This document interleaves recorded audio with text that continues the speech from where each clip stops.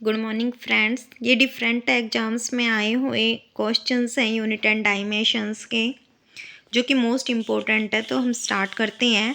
First है, which of the following is not the name of a physical quantity. इनमें से physical quantity कौन सी नहीं है?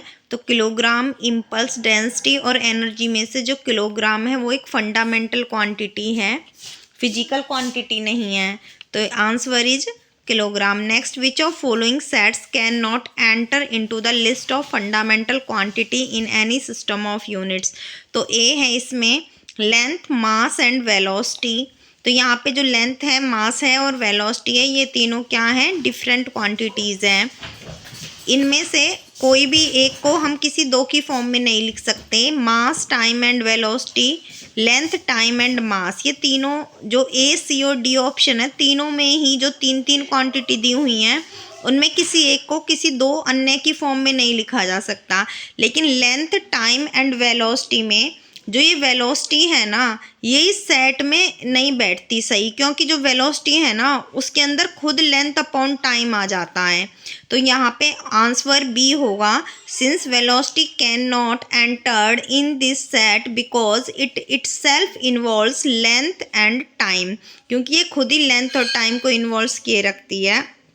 नेक्स्ट क्वेश्चन है, if the unit of force and length are doubled. यदि हम फोर्स और लेंथ की यूनिट को डबल कर देते हैं, the unit of energy will be. तो एनर्जी की यूनिट कितनी होगी? तो यहाँ से देखिए, अगर लेंथ जो फोर्स है हमारी और जो लेंथ है, एनर्जी हमें पता है फोर्स इंटू लेंथ होती है।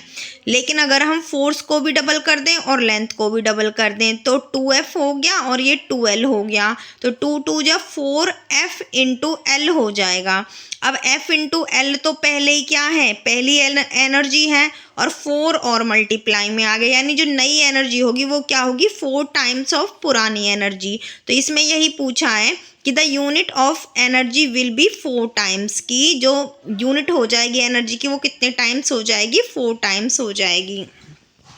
नेक्स्ट है, given that displacement of A particle is given by. यहाँ पे दिया हुआ है कि जो डिस्प्लेसमेंट है किसी भी पार्टिकल का वो कितना है? x is equal to a² sin² kt।